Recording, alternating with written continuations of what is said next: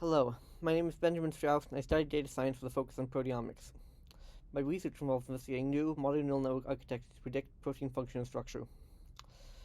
Proteins have 4 different levels of organization. The first level is the protein structure, basically just a chain of characters which represent amino acids. This is fairly easy to obtain experimentally. The second level is the local 3D structure. Regions of the chain itself assemble structures that do something. The third level is the overall shape of the protein, where the subsets assembled in the second level come together to allow the protein to carry out its function. Both the second and third levels are harder to obtain and require expensive and complicated tools to generate. The structure of a protein is physically what amino acids will wind up on the surface of the 3D structure. It determines how the protein will function in the biological system.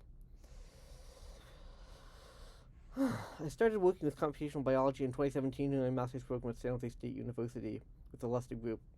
I've always been interested in science and scientific research, however, I prefer to look from a computational perspective. Using computational tools and algorithms to analyze proteins have become necessary to tackle the abundance of data that's being generated in biological wet labs. In other words, due to the sheer amount of data being generated, it's no longer possible to do the manual work that biologists did a few years ago without the new tools that can handle this flood of data. Thank you.